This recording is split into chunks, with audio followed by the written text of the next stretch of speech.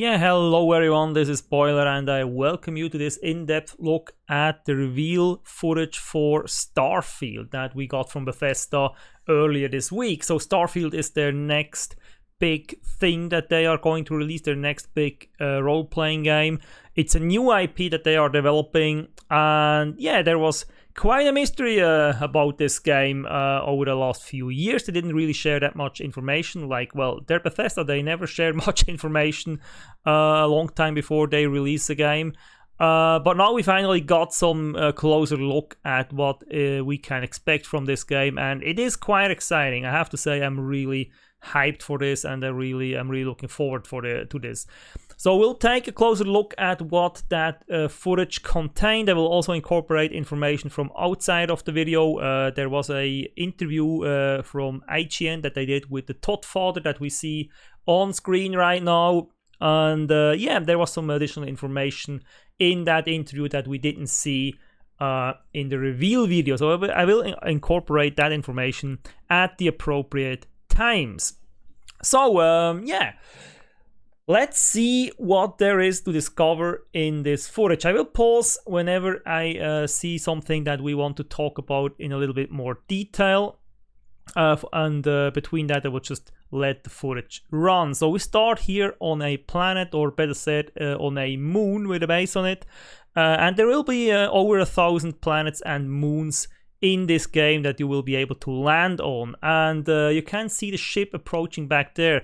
Now the thing about that is, as it looks right now from the latest information we got from the interview, this is actually a cutscene that will play whenever you land on a planet, and similarly when you take off you will get another cutscene that we will also see in this video. So you will not be able to land your ship on your own. You can fly in space, we'll see that later in the video, but you cannot actually fly through the atmosphere as far as we know. So it seems to be like if you're on a planet, your ship is just a stationary object, like a temporary base or something that you can probably interact with in some way, but you will not be able to fly off the planet or land on the planet on your own. So let me pause here for a little bit. That is, well, unfortunate, but it isn't really that big a thing. I will talk a little bit about that later when we go to the spaceflight section.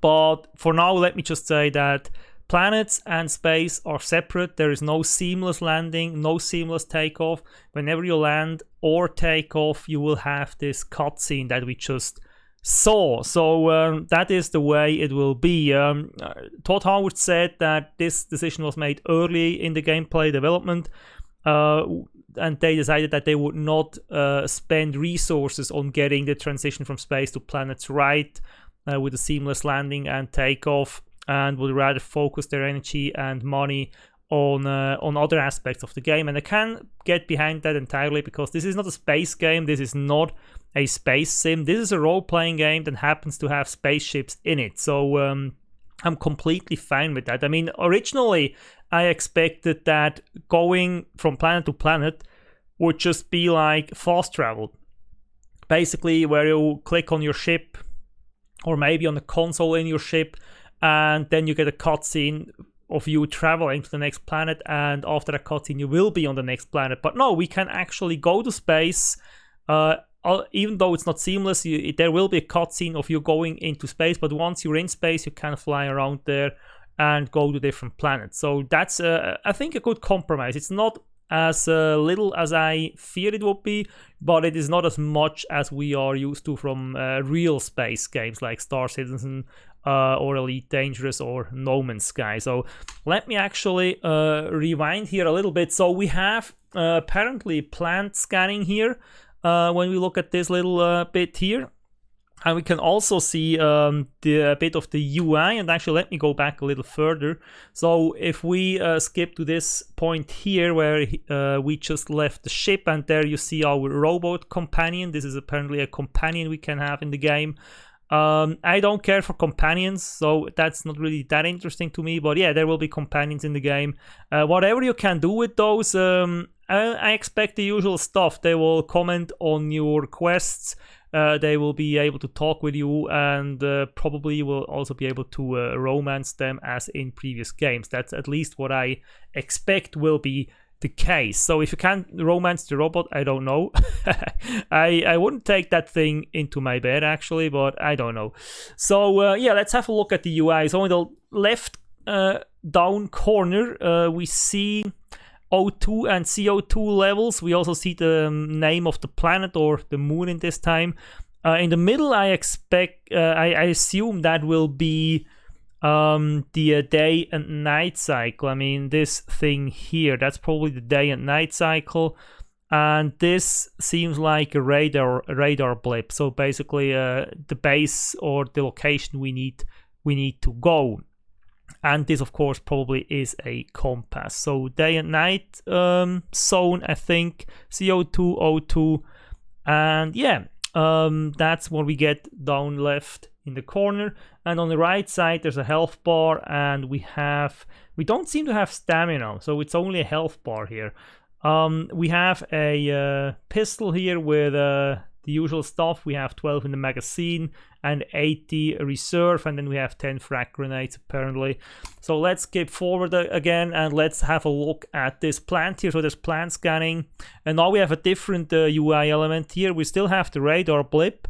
Now we get a little bit more information about the planet or the moon.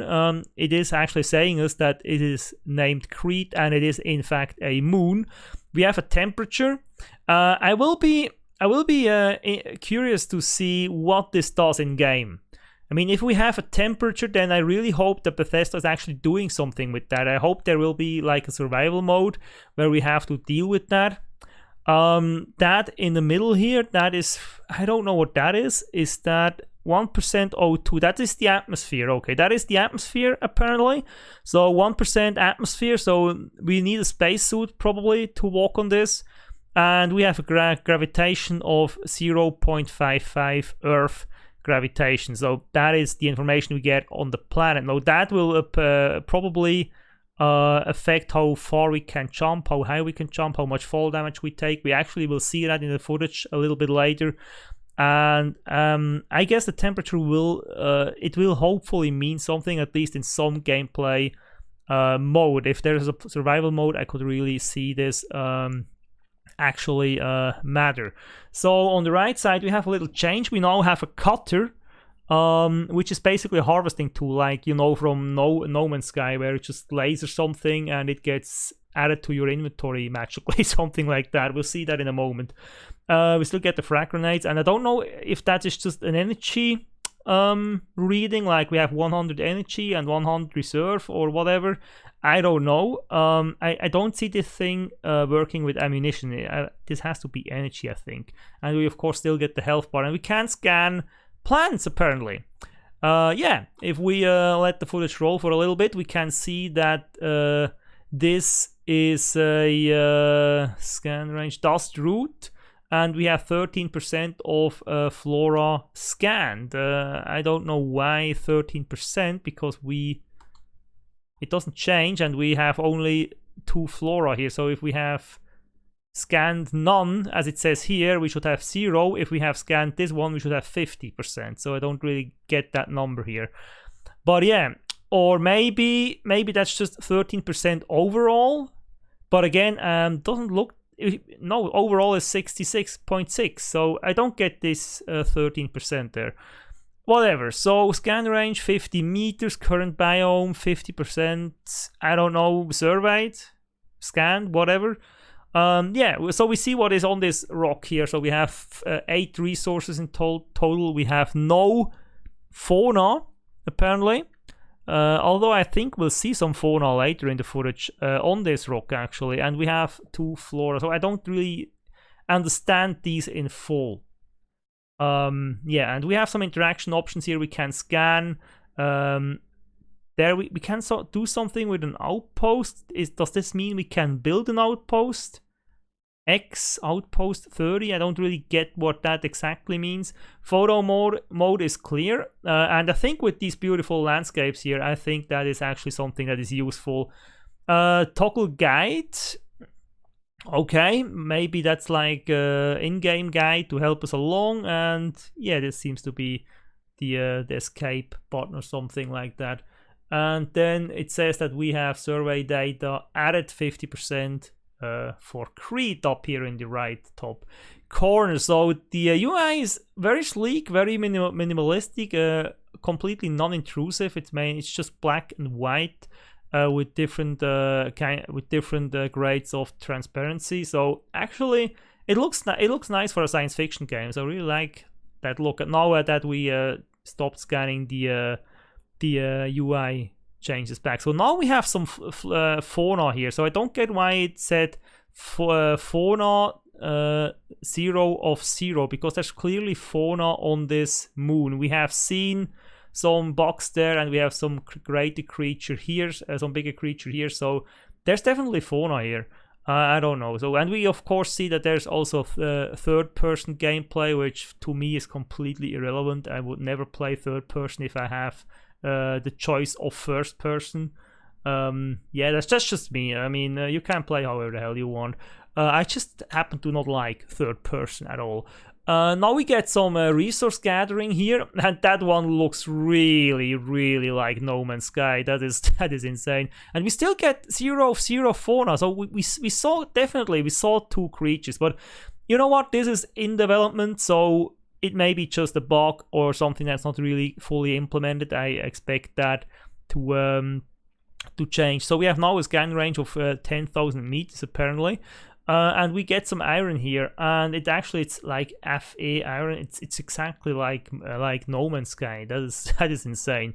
And we also see the outpost blip now on the HUD, no longer just on the radar. We also see it over here, just in the HUD. When it's close enough, I think. So let's see what happens to this counter down here when the guy mines this iron here. So I don't see any change in the amount of this number here. So we get some iron. And when I go back, it says actually iron added up here in the right top corner.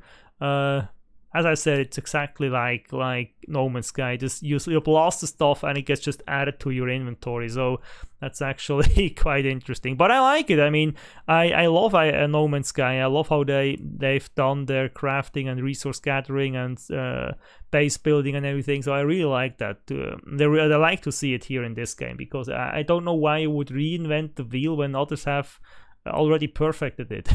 So we discover a location here, Crete Research Lab, and it gives XP just like you would expect from a Bethesda game. That at least if we're talking about the Fallout variety, because in Elder Scrolls you don't get XP for discovering stuff. I think it's still I mean it's definitely not like this with Morrowind and Oblivion. I can't really speak for Skyrim because I haven't played that, but my experience is that Elder Scrolls, you level up your skills and your stats by doing things, while in Fallout you earn XP, and then once you reach the new level you will be able to choose some skills and attributes and whatever to increase. So it works a little bit differently, and this seems to be built mostly on the last few Fallout games here. So yeah, Crete Research Lab. So I don't know if this is a handcrafted location or if this is something that is procedurally generated, because the game, as far as we know now, has both. So there will be a lot of handcrafted locations. Todd Howard said that it has the highest amount of handcrafted locations of any of their games, but there will also be procedural generation as far as locations go. And of course we now get into our first gunfight with a few pirates. So you see we have level 2 pirates. I'm still a little bit torn about having this show up over every enemy. It breaks immersion a little bit, so I don't really need that actually. I will be curious to see if we can turn that off. It's not my thing actually. I mean, it helps to assess the situation, to know, can I get into that fight or not? On the other hand, it just takes tension away, because if I know that's a level 2 pirate, I also know I will probably be able to wipe the floor with it. So it would be better if we didn't see that. I think that about basically any game that has something like that. I don't really want to see that.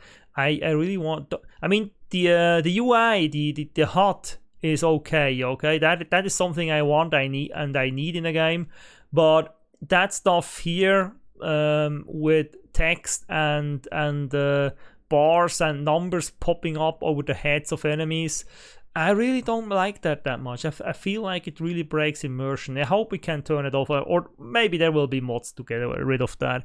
So yeah, we'll see a little bit of gunplay here. We get projectile weapons. We'll also get some laser weapons later. He has actually a laser gun or something, so it will be pretty much the weapon variety we know from Fallout, I guess. Some projectile weapons, some futuristic weapons, laser rifles. We have a shotgun here. I wouldn't be surprised if we have a gauss rifle as well. So there's all that stuff we would expect from a game like this. Nothing too exciting here, but what is interesting is there's a lockpick mechanic here, so I don't really see how that works. So you have 15, or you have Dicky Picks. He has 15 right now in his inventory, and then you can select these things here. You have to figure out which will fit. He goes for the second one, which makes sense looking at this ring, and then you have to line that up with the gaps. Let's have a look at this again. So there's gaps here. You have to pick the right thing here on the right side, and then it has to line up. And if you pick the right one and it lines up, it will go away. Then you have this. Okay, it's like a puzzle game basically. Yeah, it's like a puzzle game. And if you pick the wrong one, you lose a diggy pick, I think. So it's actually nice. I don't know how it will play. I mean, if we get our hands on it, how it will feel. I mean, lockpick mechanics, they get from just annoying time consumers to actually quite interesting mini games. So it depends on which game you're playing. So we'll see how that works out. So yeah, we mop up some more pirates here. Then we get a ship coming in, apparently with reinforcements. So this speaks for it being a handcrafted and scripted thing here, the way it looks. So we get back to the Todfather, and from here then we'll go on to the next segment of footage. Yeah. So let's see, what do we get? So we get location. So this is the main city, the main hub, New Atlantis. As Todd explained in the interview, this will be the biggest city, like the capital city of the United Colonies here, and it looks really big. It looks really big, and what I also like about it, it looks quite open. I don't know if it will be completely open to the rest of the planet, like you can land anywhere on the planet and then just walk to the city and right into it. I don't know if that will be possible, or if the city is a separate world space. That could be, although I don't think it would make sense in this game, and I hope that technology for Bethesda has progressed far enough that they can now do open cities, because that's something that always bothered me. I mean, if you go back to the old Elder Scrolls games, Daggerfall and Morrowind, you get open cities. You can't just, you're walking around on a map and you just walk up to a city and right into it. There's no loading screen or anything. You just go to the city. The only loading screens you have is if you enter buildings. And here, and then later from Oblivion onward, I mean, each city has its own world space, and it gets annoying, and it's also immersion breaking in a way, especially when you look into the city from outside. If you get to a spot where you can do that, it looks lifeless, and you see that it's just a placeholder basically, and that the real city is not even loaded. So I'm curious to see how it plays out here, how it works in this game. But the city looks pretty impressive. And we'll see some more footage here. So we have some central hub or something. It looks like, I don't know, maybe it looks like an airport or something, or a travel hub, or I don't know. It looked quite impressive. There's a lot going on. We have a lot of NPCs walking around. Of course, it could be a little bit denser, but I think it's fine. I mean, too dense isn't good as well. So this looks like a fair level of density when it comes to peasants walking around, NPCs walking around, and we get a nice variety. We have a kid. I don't know if these are his parents or whatever. We have some guys talking over here. We have some people in uniform and even with the spacesuit and helmet sort of thing going on. We have travelers with bags. We have just people strolling around. I don't know what he is doing. I don't want to know actually, and he as well, but yeah. So there's a lot of stuff going on, and it looks quite natural. Also the movements of the people, the animations, it looks quite natural actually, and it looks fairly beautiful. It doesn't look state of the art. I've said that in another video I made about this reveal footage here. It certainly doesn't look like state of the art, but it looks nice. It's well designed. It's an art style that I like, and yeah, especially the lighting. I think the lighting is really good. The textures also are, I think, quite nice. But then if you look at the plants here, the plants look really flat and not really 2022 or 2023. At least not those ground plants here. Whatever is growing over here on the wall, that looks all right. But that stuff over here and here to the left, that doesn't look right. Yeah, now we see some NPCs. So this is the main faction, I believe, in the game. It's an explorer faction that you will join, or that you will have a lot of interaction with, and that will drive forward the main story, where you will have to find some artifacts to uncover a mystery, and we'll see what that is all about. But these are the artifacts that you will have to find, and this also looks like one of these artifacts that you're getting. You get visions from those, apparently. And if we just talk a little bit about the character models, it's a step up from Fallout 4, but I wouldn't call this state of the art. I have seen better. And especially the hair, well, it moves around a little bit, but it still seems a little bit artificial. So certainly these days we can do better. But this is, of course, Bethesda we're talking about, and it looks good enough. I mean, really, I don't expect more than that. It looks good enough. I'm perfectly happy with it, and yeah, it's Bethesda. We are used to them not quite reaching state-of-the-art levels with their graphics and character models and character animation. That's just the way it is, and it's completely fine. I mean, the main the most important thing here is that we get a good game, not that we get a pretty game. And it still looks quite pretty actually. Yeah, we get some more footage here of other settlements. This is a Neon, apparently, the big dome city that is located on a water planet with some fish that they harvest that is like a drug or something like that. We can see that this has to be neon because, well, of the neon signs, obviously, and of course because it obviously is under a dome. And as far as we know, this is the only city that will be under a dome. So that looks actually quite nice. It looks a little bit like Cyberpunk, if you ask me. And it looks quite nice, and also looks quite dense, and it's steamy, and yeah, I really like the look of it. This looks like something right out of the 80s. I like the different styles that they have gone for here in this game. So we get a lot of diversity, and this is, I don't know if this is also neon or if this is not a settlement. It definitely has a different color, different tone. It looks like some kind of slum or underbelly or something like that. It's really dirty. There's probably homeless people here and stuff. So that looks like a little bit run down, and I really like that. We have basically everything here.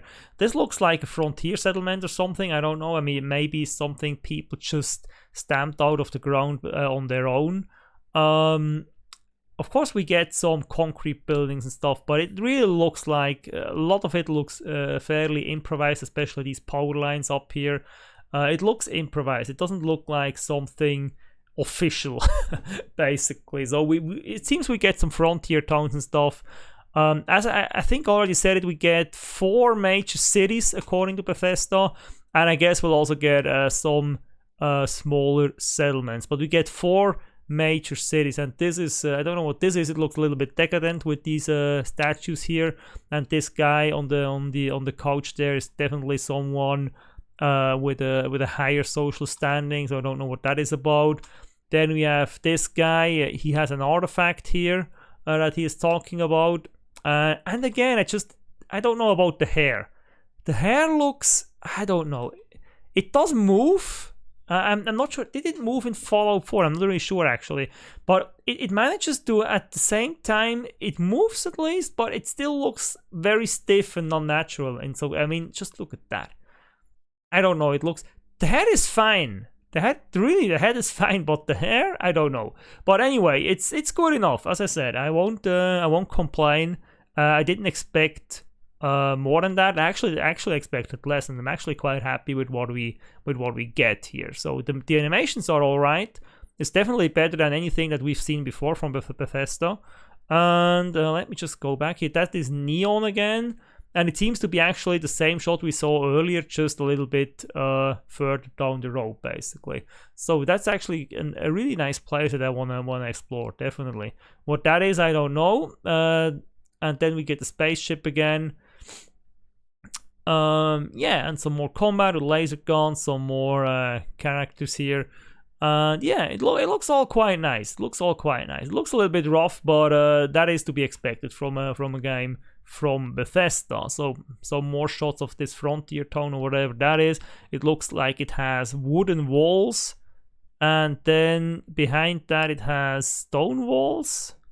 So this is Aquila City.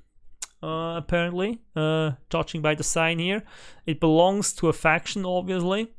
Yeah, I will be interested in learning some more about the different factions in this game. I think it has a great potential, obviously. So this guy, he has some blips, some pips here, so he is belonging to some faction. Certainly looks like something militaristic. Then we have the eagle again there. So we have some pirates here. This is called the Crimson Pirates, or however they are called. Yeah. We have 0G. Let me go back a little bit. So we have 0G, or at least very low G combat. This might be on a space station, because we do get space stations in the game. So this might be on a space station, so we get some zero gravity here. We get some nice monsters. Let me actually take a closer look at these.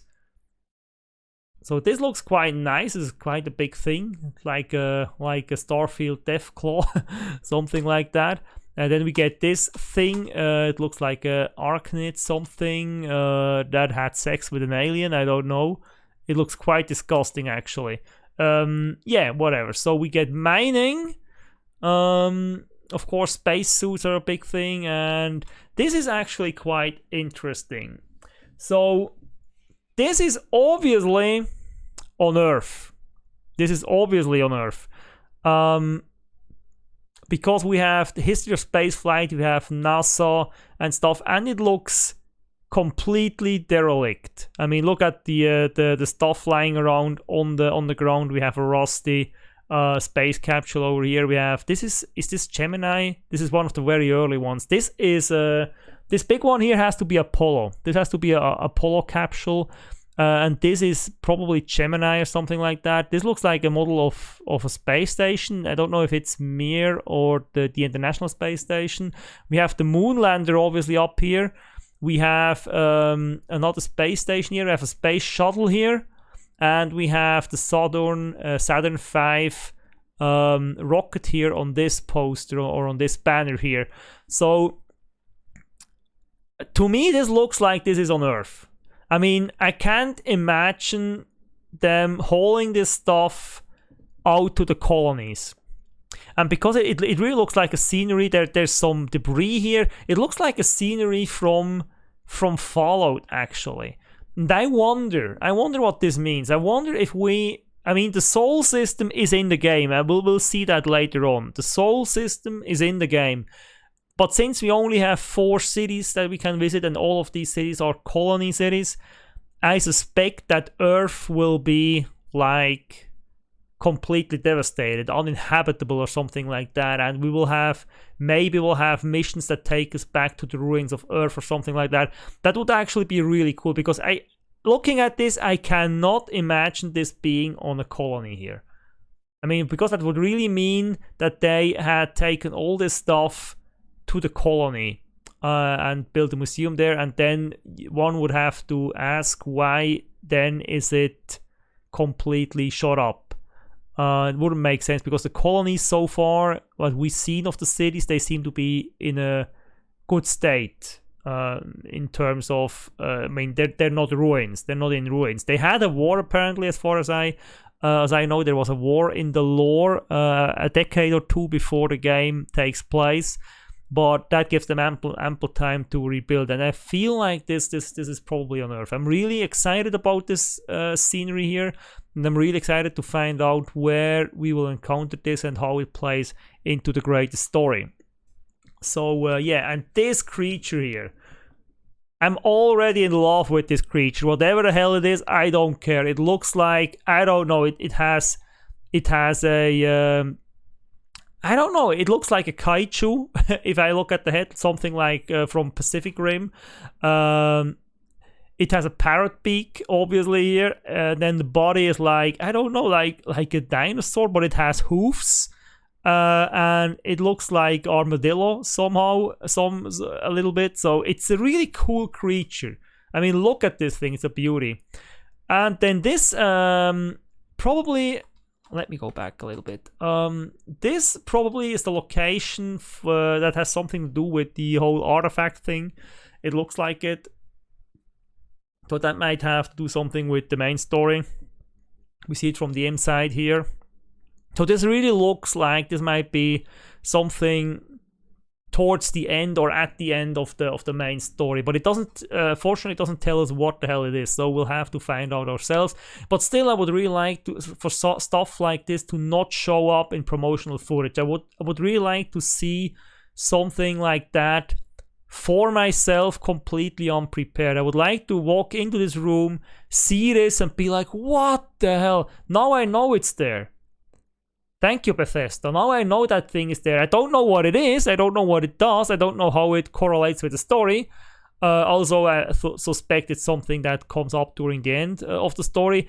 But I know it's there, and that takes away a lot. That takes away the surprise and the awe when you see it for the first time. Now we've seen it for the first time. So Bethesda, thank you. I would not have wanted that if you had asked me. But yeah, anyway, so we got it. And yeah, so let's move on to the next bit of footage that we get. I think next up is character creation and skills, if I remember correctly. And yeah, it seems that I actually, in fact, do remember correctly. So they claim that this is their most sophisticated and flexible character creator yet. So let's have a look at it. I think they go through all these tabs here. So first we start with biometric ID. So we can select the profile. I don't really know what this does. Let me see again. Did I catch it from the first frame? Yeah, go away here. So personal record 2, 3. So this is actually, these are the presets. So we can select presets and then move on from there, it looks like. So we can rotate, and then we get an employee number. So we start as an employee of a corporation or something like that. Then we move on to body after that. And yeah, here it actually is. And yeah, we'll have a look at that. So as you will see here, there is no gender. At least I don't see any gender selection, and that's actually fine with me. I mean, some people have criticized that, but I don't know. I mean, we have body type. You select the body that you feel comfortable with, and you play that character. Why does it need to say male or female on it? It doesn't really matter. You select the body type, either it has breasts or it doesn't, and then you select whatever build you wanna be. If you want to be a more heavy build or muscular or thin or whatever. And you play whatever you wanna play. So I actually think this is a good decision. So there's no gender here, but through body type you can still play male or female. I mean, if it looks like what you want to play, what does it matter how it is called in game? So yeah, I'm actually fine with what they did here. So anyway, you can then of course change that: muscular, thin, heavy, and there seems to be several rings here. I don't know what exactly those do. Let me see, do they show? Oh, okay, it's really like three-dimensional. I don't know, we can go around towards any of these, and then we can, oh okay, now I get it. So if you're on the outside here, this is the most muscular, most heavy, or most thin build, and then when you move towards the center it gets less pronounced. So muscular, if you move that to the center, it gets less muscular. If you move it out, it gets more muscular. And then if you move it to the left or to the right, it also skews towards these two body types here. So that is actually interesting. Then we have a walk style, which I find something very interesting. So we can select how we walk. I really like that. I really like that. Now what I don't see is if they are claiming that this is their most sophisticated character designer yet. Well, in other games I've played, you can also fine-tune your body, like leg length, legs and arms, circumference, stuff like that, breast size, stomach size, and stuff like that. You don't seem to be able to do that here. You can just move around this slider, which will affect your overall build. But if you want to be like, well, I mean, she has quite short legs. If you want to have like long legs, I don't think that will be possible with this. But anyway, you get to select the walk style, which is cool. So with the face, what do we get? We get a lot of options here: skin tone, head shapes, hair color, eyes, a lot of stuff here. So I think this will be pretty flexible, and that's actually what we are used to from Bethesda. I mean, the head is something we were always able to quite well, to fine-tune quite a bit ever since Oblivion, at least. So now we move on from the face to background. Now the background that you select gives you 3 starting skills, and you know what I really like here? You know what I really love is this cloth texture these symbols have. These look amazing. I also like the art style, and I love the cloth texture. These things look absolutely amazing to me. I absolutely love this. Great decision, Bethesda. Really, I love this. And the different shapes will tell you in which category it belongs. We'll see that later. So let's have a look at what we see here. So we don't get to see all of it, but there's quite a bit. I think Todd said there's 20 of these backgrounds that you can choose, and each background gives you 3 different starting skills that you have. So you don't have all the skills from the start like in a normal RPG. You have to pick skills that you actually have, and then you can level those. Not in a normal RPG, you have all the skills at different levels from the start, and you just level the individual skills. Here you don't have the skills unless you pick them, just like in Fallout 4 and Fallout 76 basically. So it's an iteration of that system. So what do we get here? We have gastronomy, which will help with food and cooking. You can get more recipes and stuff.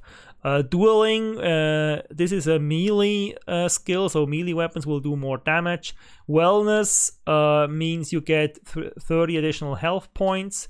Then the next thing we get is combat medic. So we get the pistol skill, that's 10% more damage for pistols.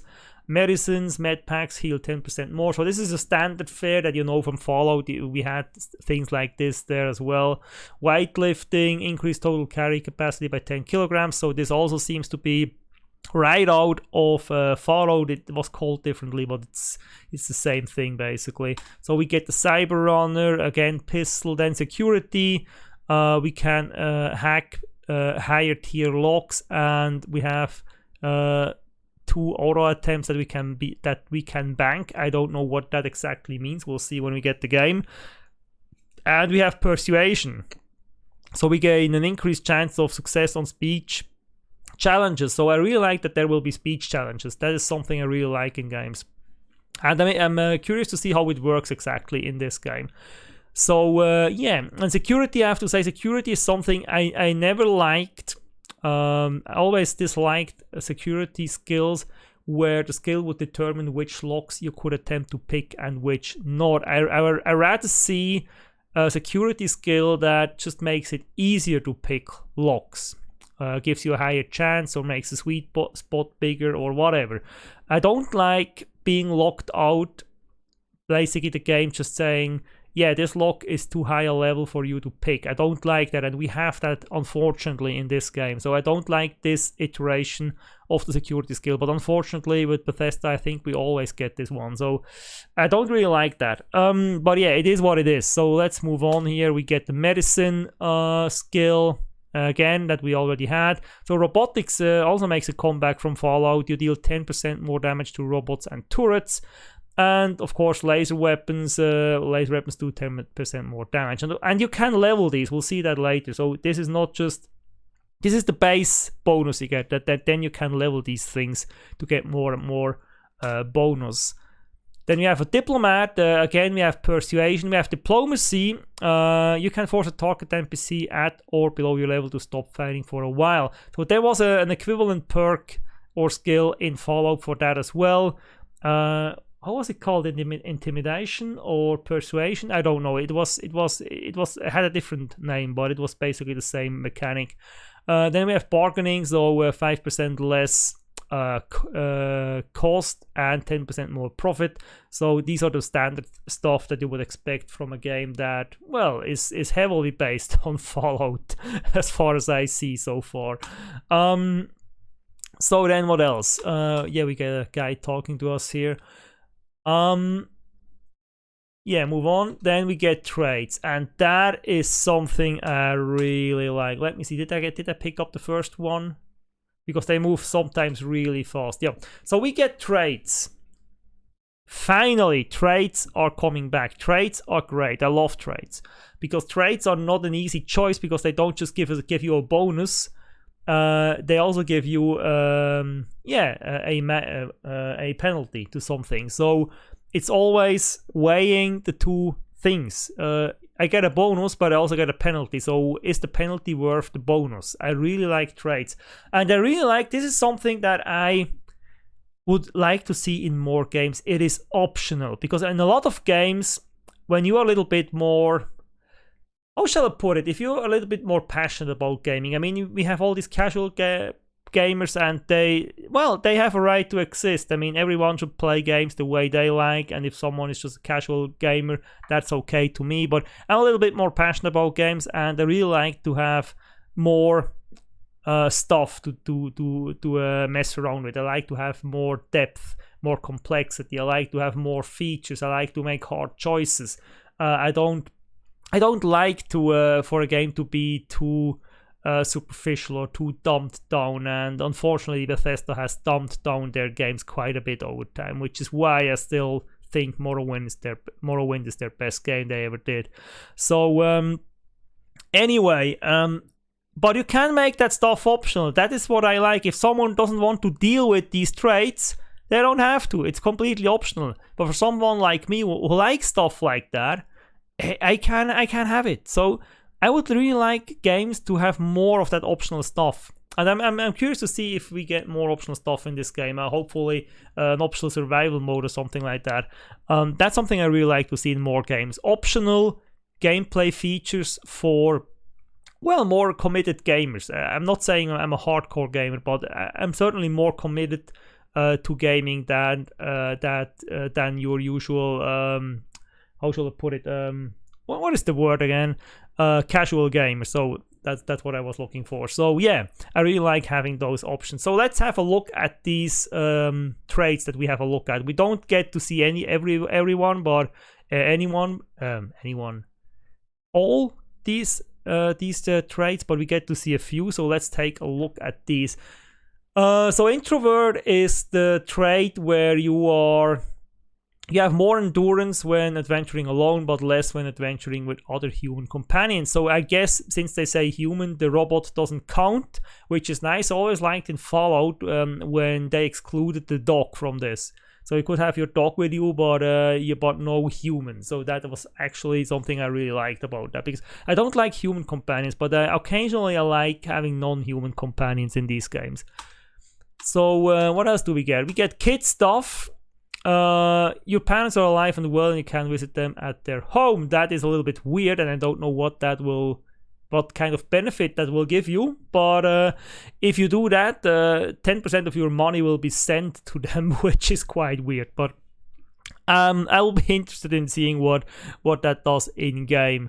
And you can also see over here that there are mutually exclusive traits. So if you take introvert, you can't be an extrovert at the same time, obviously. So Neon Street Rat, that is a location-specific trait. So you grew up on the mean streets of Neon. You gain access to special dialogue options and better rewards from some missions on Neon. Crime bounty by other faction is greatly increased. Can't be combined with any other faction allegiance trait. So faction allegiance traits, if you really want to roleplay as someone from Neon, that is great. I never particularly liked traits like that, but this is great for role players, obviously. If you want to really commit yourself to be a Neon Street Rat, you can take that perk. Then this is a religious perk, I think. A member of the Enlightened, you gain a significant discount at the organization store, but lose access to Sanctum Universum store. So then you can be the Universal, whatever that is. You grew up as a member of the Sanctum Universum, you gain a significant discount at the church store, but lose access to the Enlightened store. Oh, I think this is a church, and the other is more like research, scientific based. Yeah, that makes sense. That's why they're mutually exclusive. We have a Serpent's Embrace. You grew up worshipping the Great Serpent. Graph jumping provides a temporary boost to health and endurance, but health and endurance are lowered if you don't continue jumping regularly, like an addiction. Okay, that is interesting. Then we have Space. Your body has become acclimated to space. Health and endurance are increased when in space, but decreased when on the surface. So having a trait like this tells me one thing, that they expect you to spend a significant amount of time in space on your ship. Otherwise, this doesn't make sense. This trait only makes sense if there's a significant portion of the game taking place in outer space while flying your ship. So that gets my hopes up about that aspect, actually. That one, you own a small house on a peaceful little moon, but it comes with a 50,000 credit mortgage with Gaul Bank. Why would you do that? I don't know. That's a weird one. Yeah, that's it. So we get a few different characters here with different clothing on. So yeah, it seems you can do quite a bit here. Oh, and of course this is interesting. So we get, let me see. Did I get the? It moves quite fast. Okay, so yeah, I thought it moved really fast. So we get these skills here. So this is the skill matrix, whatever, I don't know what do you want to call it. It looks weird. I don't know what these rows mean. If these are like, I need to be a certain level to access a certain row, I don't know. I really disliked that in Fallout 4 where I had to have a certain stat amount to unlock skills or perks at a certain level. I really didn't like that system. I actually modded that away so that you can take any skill or any perk at any level. So that makes more sense to me, actually. But I don't know how this works here, really. But what I do see is we have 5 categories. We have physical skills, social skills, combat skills, science skills, and tech skills. And what I really like here, I mean, there seems to be a lot of them. I mean, there's 5 up here, then we have 2 rows of 4. It isn't the same. The combat, I think, has 5 down here, where this one only has 4. But overall, we seem to get, so this is 8, then we have 3, 11, 16, between 15, around 15, 16 skills in each of these categories. So 5 times 15, this would be 75 skills, actually. Well, it's not classical skills, it's more like perks that you can level up. But yeah, you seem to get 75 of these, which is a lot, I think. So that looks quite interesting. So we can then assign skill points here. And we look at a few of these skills. So we get targeting. So this has 4 ranks. Greatly increased accuracy and range when shooting without aiming. And the cool thing is, so that's what they meant with combining previous systems. Because in previous iterations of that, in Fallout 76 and Fallout 4, you would just select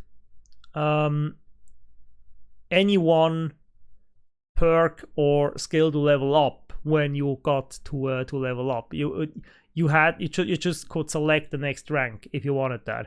Here, once you pick the skill, you need to complete the challenge to level it up. First, you need to unlock it, and once you unlocked it, you need to level it up by completing these challenges. At least that's how I understand it. So in this case here, you need to kill 125 enemies without aiming, and then you get the next rank. So once you unlocked it, you will level it up by completing these skill-related challenges here. Then again, we have this current rank 0 of 4 of sniper certification. Unlocks gold weapons are steadier and have less sway. Yeah, and of course we get the skill description, and once we unlock that, we'll probably get the challenge here. So does he actually unlock something? So we have another one here, rapid reloading. Gain a chance to reload your weapon twice as fast as normal. Challenge progress, I will need to reload 150 empty magazines. Then we have heavy weapon certification, gain 30 damage resistance while aiming down sights with a heavy weapon. This will be the last rank, I think. Kill 250 enemies with a heavy weapon, that's the challenge here. Yeah, I have seen somewhere that these ranks don't all have the same bonus. So we have demolitions perk or skill here. Unlock explosive to 30% more damage and have 30% larger radius. Again, we'll need to kill enemies with explosive to rank that up. And then we have this one, ballistics, which has been at 3-4. Ballistics weapons range is increased by 30, is the next rank. And the challenge is complete, which means he can unlock it now. Did you see that? So let's see that again. So that one, that is, how does it indicate that you can level this up? I mean, the others here, you can't level these up, and these have the exact same color as this one. Do you need to search for it? I hope there will be an indicator to show you which one you can actually level up. Oh, actually, yeah, it gets a little flash around. Did you see that? You know, go back a little bit. There will be a little flash going around the edge here. Did you see that? Yeah, so this indicates you can level it up. He will now, I think, level it up, but you can see that the 4 ranks are not identical. So with the first rank you get 10% damage, with the second rank you get 20% more damage, the third rank you get 30% more damage, and with the fourth rank it doesn't add more damage, but your range will be increased by 30%. Yeah, now ranking that up will unlock rank 4, and then you have the maximum here. So that's actually, yeah, I think it's a nice system. I have to say, I would have preferred something like we had in Fallout 76, because I think the card system was pretty good. I still would like to see a classic system like we had in Fallout 3 or Fallout New Vegas. I like that one more, and I even like the Elder Scrolls system more, the old one, where well, you just have skills and abilities or attributes, and you level up your skills, and this will level up your attributes. That's actually something I really like. And the thing is, I actually modded Fallout 4 to do this. So in my version of Fallout 4 that I play with my mod on, that's actually what happens when you level up your skills. Of course, you have to do it manually because Fallout 4 doesn't work like that. But if you level up your skills, you will level up your attributes. You can level them up automatically. I really like that system. I really think attributes should level up with the skills that you level. But anyway, that's digressing. So Next, we see the research station in action here. Yeah, you can research stuff on your base. And there's quite a lot here. We have, what is that? That's 28, that's 43, that's 49, that's 68 research projects that we see here. And I guess there will be more.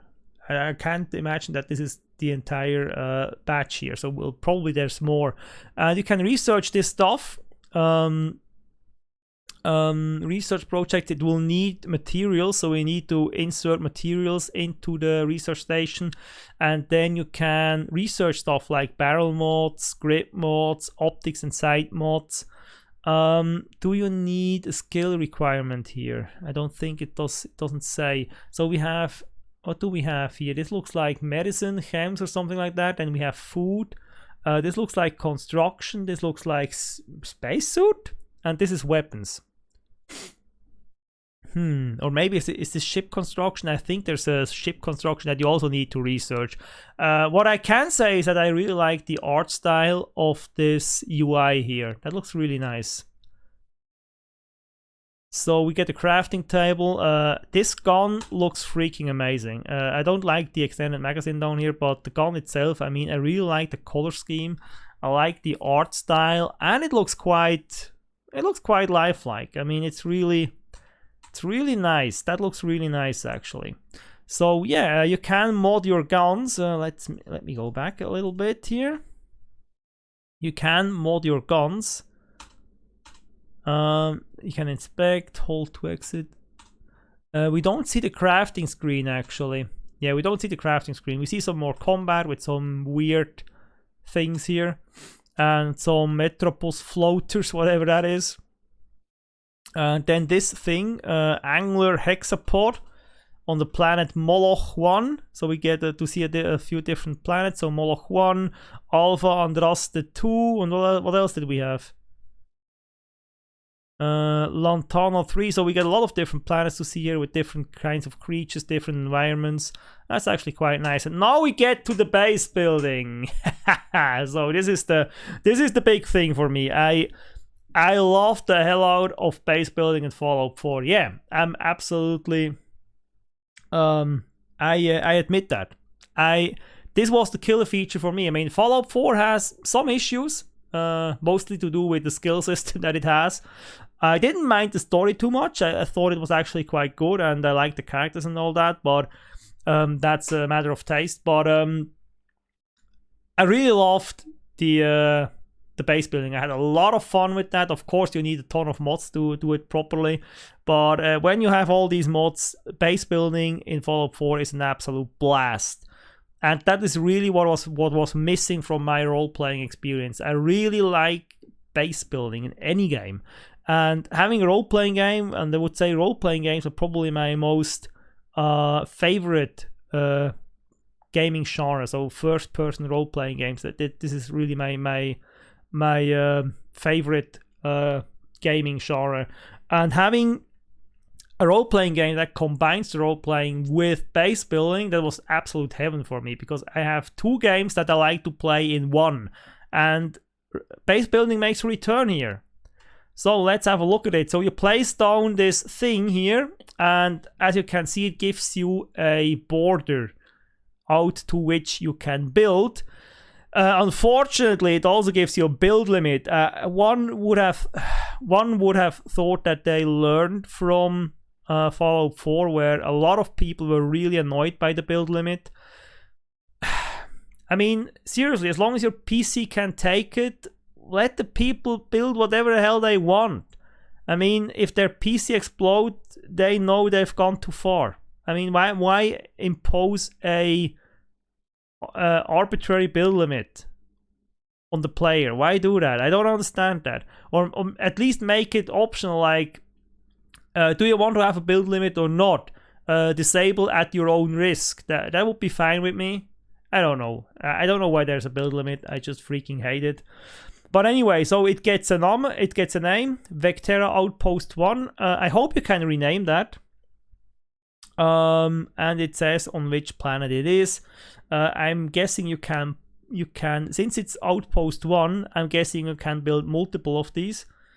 Then of course you get how much cargo you have, how much crew you have in here, so how much settlers basically, how much power you have, and how much production you have. It's so cargo and production is a little bit generic. It's just an overall count, but I assume we'll have different cargo types and different productions that we'll have. I'm not entirely sure, of course, but yeah, that's what we get. And then you get this view, which is really nice to actually build your stuff. So we have different controls here. We have variants, so we can select different variants of the same building piece, which is nice.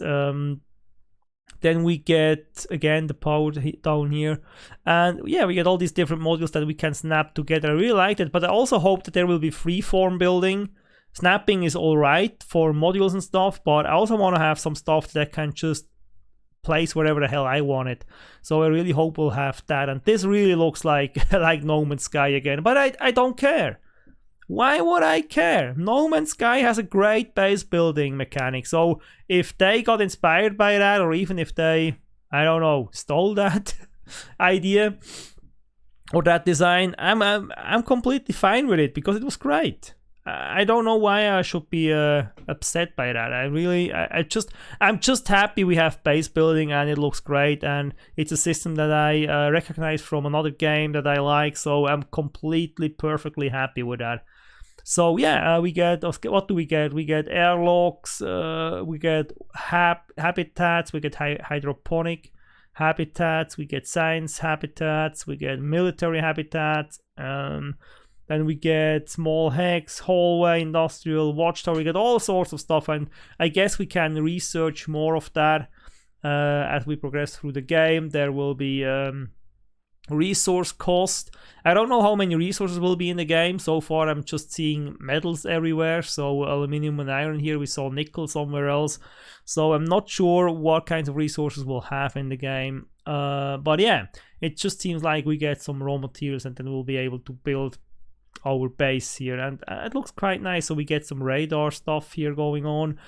We get wind turbines that will produce power, obviously.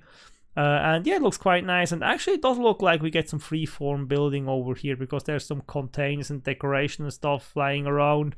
I really hope that means we get freeform building. We have a watchtower over here, and it looks quite nice. I just hope the build limit will be high enough, or that it will be, or that there will be an exploit to get around it, like there was in Fallout 4, or that modders will discover how to just basically increase it or get rid of it.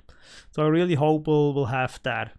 So we also get NPCs we can hire to work at our base, and I hope this stuff that we see here, I hope this is not gridlocked.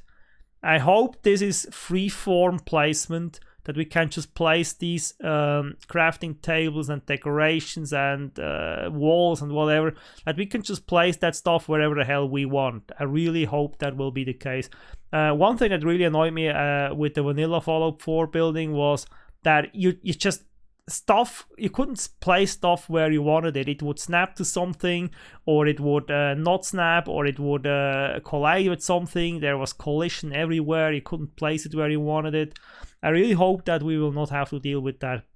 I really hope they learned from the complaints that players had with Fallout 4. I really hope they looked at the mods that people did for Fallout 4 and implemented all that stuff here in this new game that also has base building, and I'm really excited for it. It looks great.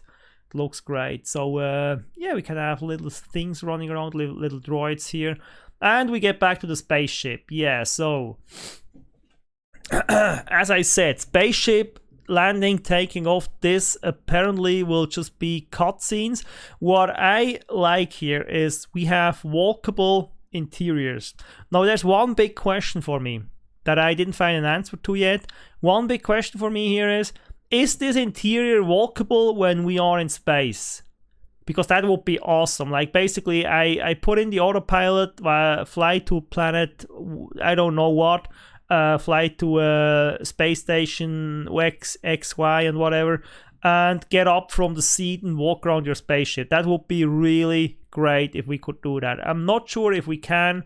I will also be fine if we can just walk around our spaceship when on a planet, because then it will basically be our mobile base. And I'm pretty sure we will be able to store things on our ship and have NPCs, and we'll actually see NPCs on the ship in a moment. So I really hope this will be walkable in space, but I'm fine if it's just walkable on the planet. I'm absolutely fine with that, because finally there is a game where I have a mobile base that I can just take with me. Because one thing that in Fallout 4, for example, I have a main base. The problem is I don't like fast travel. I absolutely hate fast travel. It is the worst invention in gaming history. It absolutely destroyed gaming. If you ask me. I never use it. I absolutely freaking never use fast travel. I can't tell you how much I hate fast travel. The problem with that is I have my main base in Fallout actually in Sanctuary, which means if I'm somewhere in the south of the map, if I want to get back to my main base to get something or do something there, I have to walk across the entire freaking map to get there. So finally we have a game where I can take my base with me. I'm really expecting that my base in this game will mostly be my ship, that I will have some main base on a planet somewhere probably, but since we have a spaceship, I guess it will be fairly easy to get there. So I'm really getting my hopes up here. And something I'm also getting my hopes up is we will later see that you can build this ship yourself. You can select different modules, you can slap them together. I really hope that we can decorate the interior, at least to some degree. I mean, if I look at this table over here and at the seats, I would be fine if it's something that snaps to a certain location on the floor, as long as I'm free to say I want this or I don't want this, or I want a different thing here.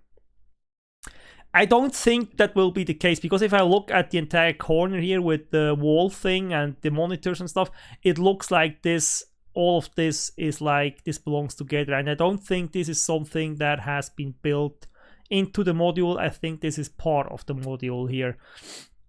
So I feel like this will be part of the module too. I'm not sure about this table here, because this table seems to be just randomly standing in a room somewhere. So maybe stuff like this will be coming with the module, and stuff like this can be placed by you. I don't know. I really hope that we will have some freedom with the interior of spaceships, but I wouldn't get my hopes up too much.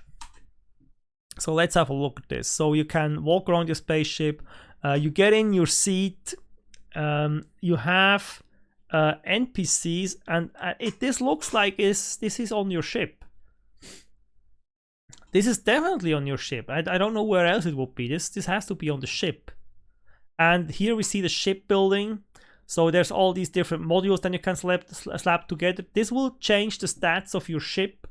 Let me see if we can get back here to the beginning. So we see down here, we see the stats of the ship. So we see whatever that is. I don't know, missiles, ballast, I don't know, hull. This is the hull integrity. Shields, cargo space, how much crew you can have, jump range 16 light years, mobility, top speed, sublight speed, I guess. Mobility is probably maneuverability, and how heavy it is. So apparently how heavy it is will affect how fast and mobile your ship will be. So if you slap on something here, you can actually see how this changes. So putting on this White Dwarf 1000 engine will increase or decrease the hull actually. Let me see, what does it do? Yeah, it will decrease the hull.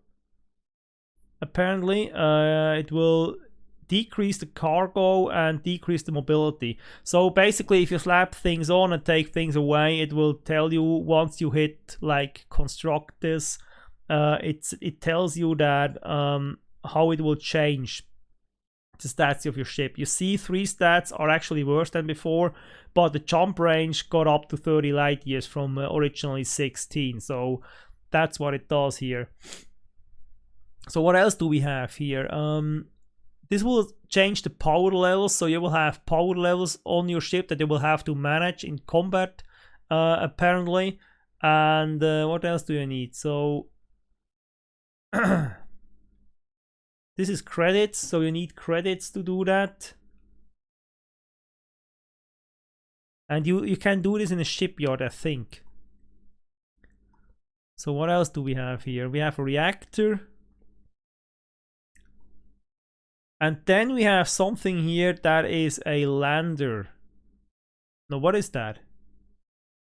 Spaceship landers. Yeah, this is a lander, and to install this, you need starship design as a skill, which I don't understand. If you go to a shipyard and install something, why do you need starship design? I mean, there will be starship designers at the shipyard, I guess. But anyway, so like with the settlement building in Fallout 4, you will need skills to unlock certain things.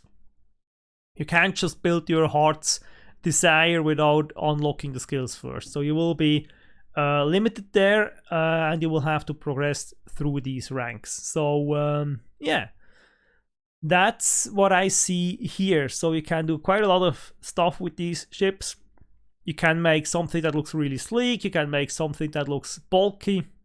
You can make something that looks like combined from different stuff. You can see this is completely asymmetrical here. So there's different containers on each side. There's a little thing over here that isn't over here as well. So that's actually quite cool. Then you have a lot of different modules from different manufacturers that have different visuals to them. You know, there are a lot of different landers here that have different costs, different mass. I guess they will have different stats, and you can select whichever one you like. You can freaking color your ship, which is awesome. You can freaking color your ship, and you can color it any freaking color you want. This is amazing. This is absolutely amazing. I know there are other games where you can do that, but it's the only Bethesda game where you can do that. So it's the only role-play game I know where you can do stuff like that. So that's really, really nice. Yeah, you can color your ship. You can make quite a big and angry-looking ship here, and you can. There seems to be endless possibilities. I'm really looking forward to see what people come up with. And you know what I would like? If we could share ship designs online. If I could basically make my ship design and someone sees that in my video and be like, wow, you have a great ship design, and I can just upload that to the Steam Workshop or something like that, and he can get it there, or vice versa. I see an awesome ship somewhere, and I go and find that on Steam Workshop and can download and use it. That would be really cool if we could do that. I don't know if it will work with the system they have in place, but it would be cool if it did. It would be really cool if it did. And yeah, of course you can fly the ships, but as I said, it's an animation. Then there will be a loading screen and you will be in space. Or maybe the loading takes place during the cutscene, and when the cutscene is finished, you will be in space. So I'm absolutely fine with that. As I already said, I'm absolutely fine with that. I mean, nobody is the wrong word. Most people didn't mind having load screens when they got into a city in Fallout 4 or Skyrim or Oblivion or anything.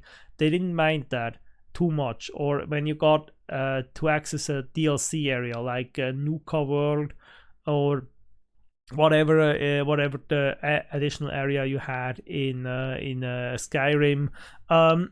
There's a load screen as well, and now here we have load screens when we go from the planet to space and from space back to the planet. It's completely fine because this is not a space sim first. This is a role-playing game first, and the space aspect is basically just a bonus. I have seen a video of someone complaining a lot about how important the transition is and the seamless landing and everything, and that's because of immersion and whatever. Hey, seriously, we had so much load screens in gaming history with a lot of great games that, of course, it bothers me as well if I get a load screen. I don't like load screens. I freaking hate load screens. But I also understand the technical limitations, and I completely understand that Bethesda said, well, we don't want to spend resources on that because it's just a small part of the gameplay. It's nice to have it, and for some people it will be critical to have it, but that will be a minority. Most people will be okay with not having it. And the amount of resources they would have to spend on it, I mean, getting the transition from space to atmosphere to planet surface right, that is not an easy thing. I know we have some games that do this these days, but it has been a long time until we had these games. For a long time, games didn't have this, or, well, there were some obscure ones that had this, but AAA games, or at least mainstream games, I don't know any before the era of Star Citizen, Elite Dangerous, and No Man's Sky that had seamless planetary landing on a large scale. And it's really hard to get right. There's a lot of technical stuff involved, and not a lot of resources go into this to get this right. And Bethesda just said, no, we want to spend those resources elsewhere, and that's completely fine with me. I also guess that their engine that they have, I mean, this is still based on their in-house engine here. You can clearly see that. I don't think it would have been able to handle this, at least not without significant effort poured into it. So, yeah, I'm absolutely fine with Bethesda's decision here. I think they made the right choice, and I'm absolutely fine with that. So let's move on here. But what you can do is you can dogfight in space. So once you're in space, you have full freedom of movement. You have... I don't know how the flight model will be. If it will be realistic or arcade, I don't know. I personally don't care too much. I actually don't like a too realistic flight model. I get frustrated with these. So I like a more arcade style with my space games usually. So I'm completely fine with that, with it being a little bit arcadey. We'll of course see when we get our hands on it. One thing I really hope is that it will be HOTAS compatible. Because I will be getting a HOTAS for around $1,000 for X4 actually, because I want to play X4. I will get a HOTAS for that. I will spend about $1,000 on that, and it would be really nice if I could use it for Starfield as well, so I get to use my expensive stuff here. So that is something I hope, because I freaking hate flying around with a mouse. Flying a spaceship with mouse and keyboard is just unnatural, okay? It's just, it should be forbidden, really. I don't get how people can do that. It's just, I don't know. I really hope I can use my HOTAS for this. So anyway, this picture is also very interesting here. We'll be able to dock. We will be able to dock ships in space. And we'll be able to board ships in space. And we will be able to steal ships in space, to commandeer them. Which to me means one of two things. Either we can have more than one ship, which would be really cool. So we could have like a freighter, a combat ship, like a science ship, whatever. We could have different ships. That would be so cool if we could have different ships.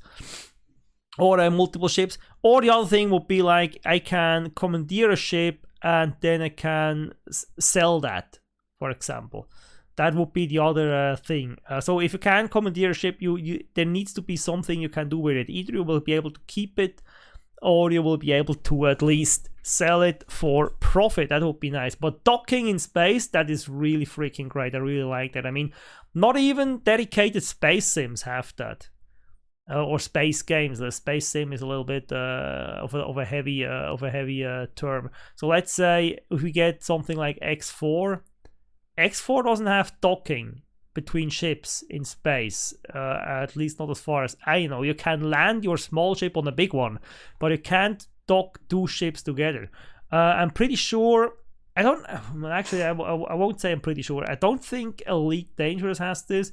I'm not sure about Star Citizen. I mean, Star Citizen has freaking everything that you have in the real world, it seems sometimes, though I wouldn't be surprised if they have docking between ships, but I haven't been following it closely enough to know, actually. So, but whatever. I mean, docking in space, that is freaking great. I really like that, and I like to see how that plays out in the game.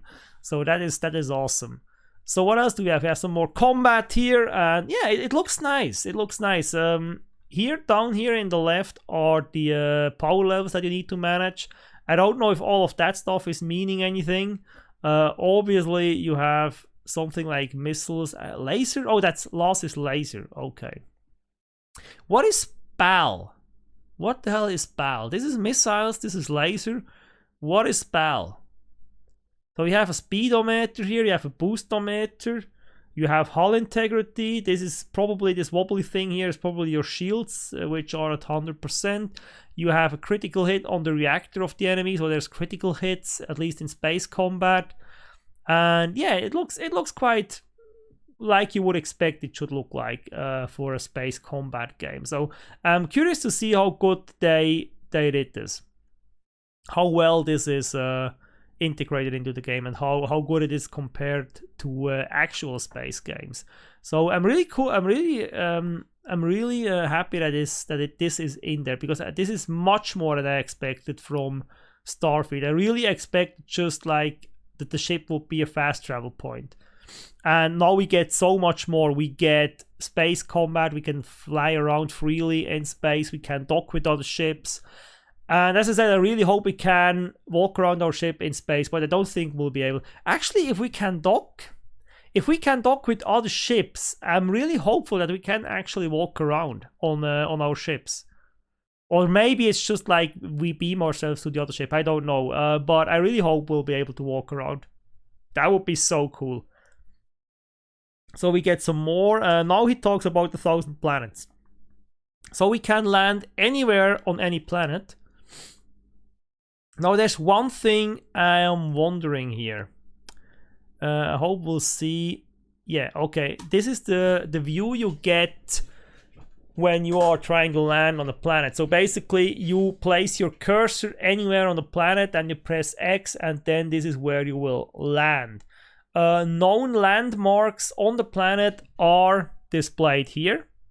So if there would be an outpost or something up here, it would also be displayed there. I guess this will be like map markers that you get for any location you know about or that someone told you about. So if we look at the planet itself, it says what it is. It is a rock planet. It has a gravity of 0.91 G. It's a temperate planet. It has an atmosphere of O2. Magnetosphere is unknown, fauna abundant, flora abundant, water biological, which to me means there is life in the water. Now, what that stuff actually means gameplay wise, I mean, gravity is clear. I think it's jump height, really straightforward. This is probably a survival thing. Temperate, I hope it is a survival thing, as I said. The atmosphere, obviously. Can we breathe, or do we need a spacesuit? Magnetosphere, I have no idea if that has any meaning gameplay-wise. Fauna and flora will probably just mean how much stuff we can gather on the planet, and I don't know what we will be able to do with the water. So there's creatures in the water, so it has this any meaning gameplay-wise, or doesn't it? We don't know yet. So now what I'm wondering here, looking at this, is we can land anywhere on this planet, okay? Does this mean if I land over here, can I then walk over to the city? That is the question I have. Or do I need to specifically land at the city if I want to go to the city? Or can I just be like, I land over here and then I walk over there? I don't know. Next question. How big are these planets?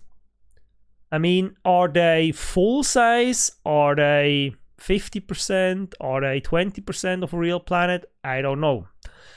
Next question. Since these are separate world spaces, so there's no seamless landing, which suggests that the planet with the cities and objects on it doesn't really exist in the space that you're flying around. This is just representing the planet, and there is markers on its surface that represent all the locations on the planet. But it is not actually the planet you will be landing on. That is my assumption. I don't know if this is the case, but this is my assumption.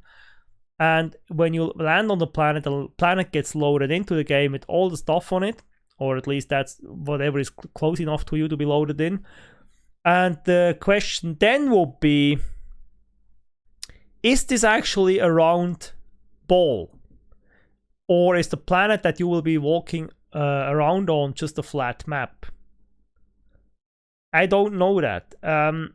Knowing the engine that this is based on, that this is developed on, I mean, it's the Bethesda in-house engine. I somehow doubt that we will have actual spherical planets to walk on. I somehow expect it to be a flat map that is a different world space from where you fly around. That space basically is one world space, and whenever you go to a planet, it's a different world space, but it is a flat map representing the planet. I don't know, but we'll find out when we get this game. So yeah, we'll see. I don't expect those to be round balls. I don't expect these to be flat once you are landed. That this is just a representation of the planet and not the actual planet you will then walk around on.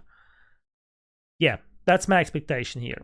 But I might be wrong. I don't know. What I find interesting here is, do you see the gravity well here? That's actually quite realistic. Every object here has an influence on the gravity in this system, and since it's represented here, I really wonder if this has some impact on gameplay. I mean, if it doesn't, why then is it represented here? I don't know. It's it's weird. One thing I don't like here is how close everything is together. I know that this is an abstraction that makes displaying stuff easier and for gameplay purposes and whatnot. I absolutely know that, but it still looks a little bit weird. The sun is way too small in comparison to the planets. The planets are way too close together. And I wonder if this was necessary. I mean, you could have just have a list of planets and whatever is in the system that you can choose from, and then it zooms in on the planet. But actually have this a little bit more, to have this be a little bit more of a realistic scale. I would have liked that. But yeah, anyway, it's how it is, and I think I can live with it. But definitely, if you look at, I mean, look at how close everything is together. If we look at this planet, we see the other planet that is in a completely different orbit over there. If we look at this planet, it's almost on top of the sun. We see another planet behind the sun there. Stuff is really close together here, and I don't like that too much. But yeah, it's what it is. I mean, if we look at other space game, I mean, Elite Dangerous has freaking 1-to-1 scale solar system. I know that this will be too much for this game, but one can dream. Yeah. So, but yeah, it's not a space game. I said that many times. It's not a space game. It's a role-playing game that happens to have space elements. So, I will not complain. It's all right. It's all right. I can live with that. I can absolutely live with that. I'm not criticizing anything here. So, yeah, that is actually quite nice. So that's what I meant. We have Sol. We have Sol in the map here in the game. So we can go to the Sol system, which means we can go to Earth. Now, obviously, Earth cannot be in the freaking game. There's no way they can model Earth in this game with all its cities and sites and stuff. So I'm really wondering, the location we saw, that Space Exploration Museum, it has to be on Earth. Seriously, it has to be on Earth. But how the hell this is implemented in the game is anyone's guess. I don't know. If you have an idea about this, let me know in the comments. I have none. I just know Sol is in the game, and it seems like Earth is in the game as well, and you get to visit it. But in what manner, I have no freaking idea. So we also get some information about the star, Alpha Centauri here. We get the spectral class, catalog ID, because Alpha Centauri is a real star that exists. We have a temperature, we have a mass, radius, and magnitude. I think these are all things that I hope they researched that and actually put the right numbers in here. Of course, we don't know how many planets and moons and stuff it has, but everything from here to here that is scientific data. I hope they researched that and put in the right numbers. How that will factor into gameplay, I don't know. Maybe it's just immersion stuff. Maybe it doesn't do anything. I don't know. We'll see. So we have 1,000 stars, 1,000 planets in about 100 star systems, according to Todd Father here. And it should be very diverse. So let's have a look at these environments here. We already saw a lot of different environments. So I guess this is the frontier town we already saw once. It looks like the same architectural style. So there we have this rundown improvised town here. This might be a mining outpost here, and actually it moves way too fast. Let me go back here. So this looks like a mining outpost of some sort on a Mars-like planet. This is an ice planet. Again, this looks like a mining outpost or something. They are mining methane from beneath the ice, probably, or maybe this is methane ice. Who knows? We have Neon again. I'll take my mouse out of the way. So we have Neon again that we already saw. Quite an awesome sight. We have some wind turbines on an ice world, and there's something in the distance here. Looks like a chimney or something. So there might be something back there to explore. I have to say the planets look really nice. They look really nice. And this one as well, it looks like some sort of desert. This actually, with the light and everything, this reminds me of Pitch Black. You know the movie with Vin Diesel? This reminds me of that, totally. I'm pretty sure it's inspired by that. This looks absolutely awesome. I mean, these crystals, and this looks really alien. That's stuff I like. I mean, most that we saw until now looks pretty Earth-like, but this looks really alien here. I really like that. Speaking of aliens, we have a forest that could be right out of Oblivion, but then we have these weird creatures here with tubes on their back. I don't know what the hell these are, but these are cool. Then we have freaking dinosaurs, or at least something similar here. We have some oasis in a desert here, pretty generic stuff. Then this is interesting. Is this Mars? Is this one of the Mars rovers? I'm not entirely sure. Maybe you can tell me. Yeah, this looks like a rover of some sort. This could be Mars. This could be Mars, actually. That would be another indicator that we can actually visit Earth. I mean, Mars is the next best thing, right? I don't know. It looks quite interesting. And this is a beautiful shot. This is an absolutely beautiful shot here. This looks a little bit barren, and I love this.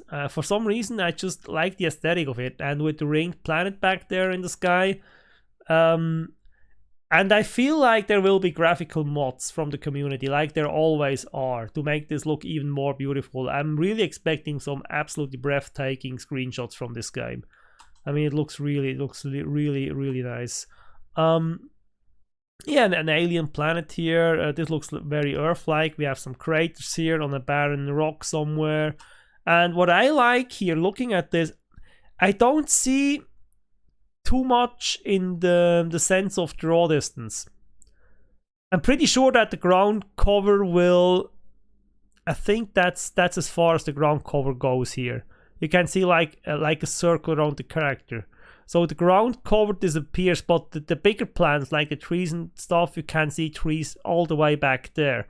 And I guess it will be the same for structures. So it looks like we have quite a high draw distance for small details and a really big draw distance for bigger details, which is nice, because something that always bothered me about the Bethesda games is the draw distance. I really hate pop-ins.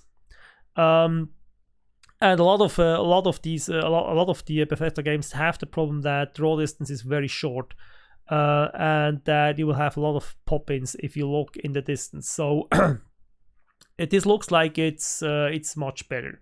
in that regard. And yeah, these landscapes are just really beautiful here. These are really beautiful.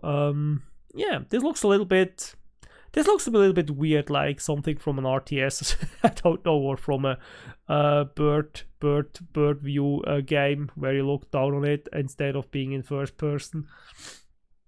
I don't know. That looks a little bit weird. And then yeah, we get the takeoff animation. As you can see, it's always the same animation no matter where the hell you are.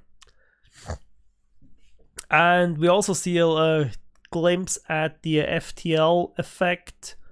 And that's it. That has been Starfield. So I will pause here because the video is actually finished. I'm really excited for this, as I already said. I usually don't do these in-depth look at the gameplay footage. I usually just watch it and be done with it. But with Starfield, I'm really excited for this. I have been waiting for this a long time. And as I stated in the other video I made about the game, it is exactly the game I wanted. It's really turning out to be exactly the game I wanted. I mean, there are some minor details that I would have liked would be different. But this is really just nitpicking on a really high level. In broad terms, this is really the game that I hoped it would be so far as I can tell after all I know so far. That is a little bit of a weird sentence, but anyway, you get my meaning. This looks like everything I wanted from Bethesda regarding this game. So I'm really excited. I really hope that they will release it in a finished state. And a little anecdote here. I will have my 40th birthday. I will get how do I say? I will get or I will become? I don't know. I will be 40 on the 40 years old on the 12th of November this year. And originally Starfield had a release date of 11th November 2022. And I was really like, well, that is the best present anyone could make me. That I would be able to play this game that I have been waiting for so many years, that looks exactly like a game that I will love and devour for dozens, if not hundreds of hours. That I will be able to play that on my 40th birthday. But it shouldn't have been. It wasn't meant to be, because now it will be released in early 2023. Long after my birthday. And I'm actually a little bit sad about this, but it is what it is. Can't change it. So yeah, I'm really looking forward to it. I hope it will be finished when it comes out. I still remember the disaster that was Fallout 76, and I really hope Bethesda has learned from that. And on the other hand, I really hope that the community will embrace this game. If it's actually as good as I expect it to be, of course. I mean, if it's a shit game, I don't want anyone to embrace it. But if it's actually a good game, and I expect it to be a good game, even if it might have a little bit of a rough start, as Bethesda games always do, as long as it is not as rough as Fallout 76, of course. I really hope the community will embrace it. I hope it will be successful. And yeah. I will have a close look. I will keep a close eye on this, and I will make more videos if there is something to make a video about. This is really a game I want to follow until it comes out, and I will probably play this the second I can install it on my machine. This is one of the games I will take a day off from work. This is one of the games I will stay up all night if I have to play it. It's definitely one of these games. So I'm really looking forward to this. I hope you enjoyed the video. It has been quite a long one, but I really wanted to have an in-depth look at this game and talk a little bit about it. I hope you enjoyed that. I hope you didn't fall asleep. And if you did enjoy it, please leave me a like below. Consider subscribing to the channel if you haven't yet. And be back if I have more news or more talk about Starfield in the future. Until then, I wish you all the best. Have a great time. Be safe and stay healthy. Bye.